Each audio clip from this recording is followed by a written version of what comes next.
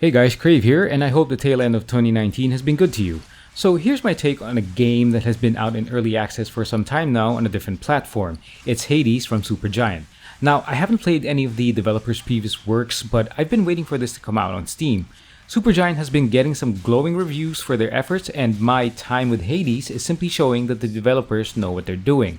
So let's look at this early access build from its story, graphics, and gameplay.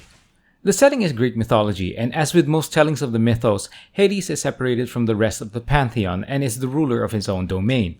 Now, being the king in that area, he is hell-bent on making sure that what belongs in his domain stays there, and this ties into Zagreus, or Zag, the main character of the game.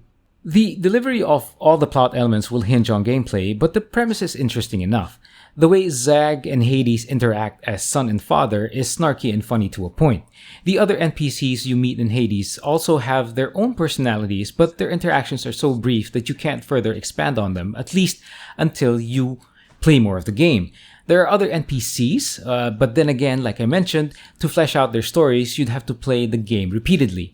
The Olympian gods are also the other characters or personalities in the game, and these Olympian gods match their areas of mastery. So, for example, Hermes, the messenger god, is fast in speech, Aphrodite has a sultry way of speaking, so you get what I mean. Overall, the delivery of the story is very good, even with the simplicity of the game's setup. There is basically this plot where Zag wants to get away from his father and his house, and basically the more and more you try and get away from Hades and his halls, the more you unravel the plot and background stories that were hidden in your first few playthroughs. If you keep at it, you'll find out more about Zag and the NPCs surrounding him. Now on graphics, art style, well, is art style. It's like the way many people can't stand the art style used in the MMO World of Warcraft. I personally appreciate it, but others won't, and Hades is probably the same. Hades has this well-done comic book art style which reminds me of the cel-shaded style used in other games like Borderlands, except that the view is, well, isometric. The graphics is apparently in the same vein as other games made by Supergiant. I think it's okay, it's not stellar, but it's okay given that it matches the gameplay style of Hades. The audio aspect of Hades is a step better than the graphics. The background music is really just appropriate for each situation. It brings that old school feel where it's very subtle in areas where nothing much really happens, but in some cases you hear guitar riffs in combat situations. Basically, the music is appropriate and makes sure gameplay is the focus. Now, the voice work for all the characters in the game is very much well done, and as I mentioned earlier in the story part, this especially applies to the Olympian gods. One thing I think they can tweak is Zagreus' voice part. Sometimes it's so hard to make out what he's trying to say unless subtitles are turned on, but other than that, I think the audio part for the game works just fine. Hades does gameplay really well. Now, it's such a big concept or aspect of the game that let's go over how Zag travels around the world before combat. From the way Zag moves, attacks, and dashes across sections of the map, everything is done smoothly. This fits nicely with the way the game structures itself as you progress.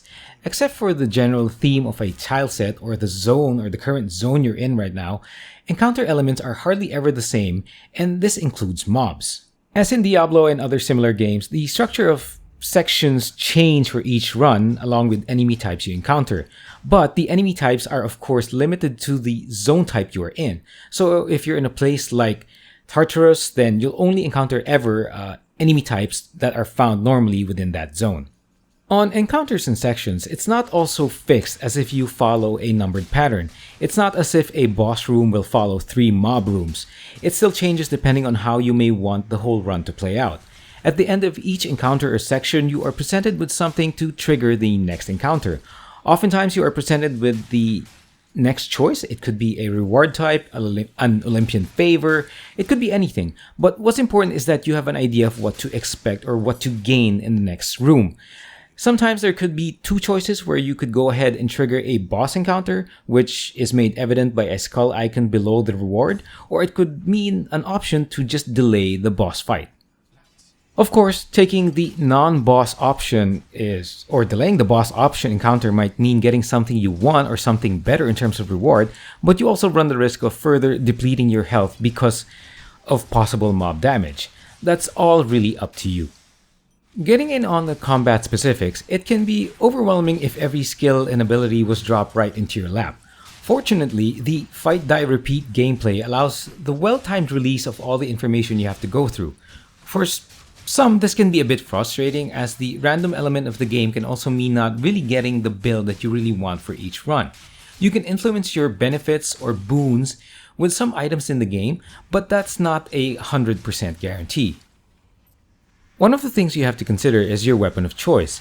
Aside from your broadsword, there are other weapons you can unlock which can grow in power as you progress each run.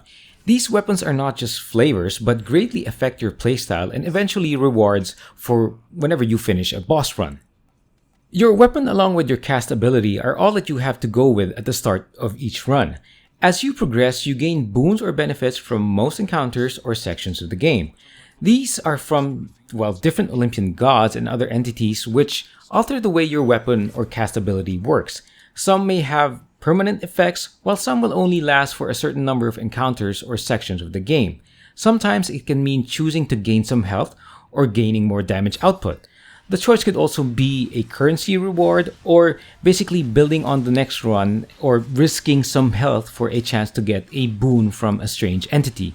And this is where the gameplay in Hades gets very, very interesting. You of course want to make sure that you get the very best build in order to reach your goal, but sometimes you just have to work with what you have. Sometimes you know that Zag will die, your current run with Zag will end horribly, and this happens to me a whole lot, but if you look over your currencies, you might have enough darkness to be able to use the mirror back home to get a stronger permanent benefit. It might also mean that you have enough special tokens to upgrade your weapon of choice, or it could also mean that you have obtained a certain keepsake from a certain Olympian that might allow you to influence the next boon you get. And with that, it's easy to feel like that the choice of mechanics for this game is a vicious cycle, and I suppose it is in a sense. However, it's not a trap. Even the boss runs start to vary after the second and third time you face off against them. Hades does allow you to get better by giving you options on how you can handle the next chamber or the next overall run. The mirror in Zag's room does make you stronger, but it's nothing compared to the possible boons you can get from the Olympian gods, which really just make you so much stronger. And even if you die often, there is the God mode toggle which I often use with a different save slot. That mode allows for little planning of runs, but you still have to be careful. While Zag becomes more resilient, the game's mechanics are still something you have to deal with. So what we have here is an exceptional game which offers a lot of value given its price point. There is so much that you can do and it offers a good amount of challenge. The plot is enough to make sure it gets you started, while the graphics captures you to get hooked on the gameplay. It's a title that will get you addicted, and I'm looking forward to the final build when it comes out this year. Advance Happy New Year, guys, and thanks for watching this.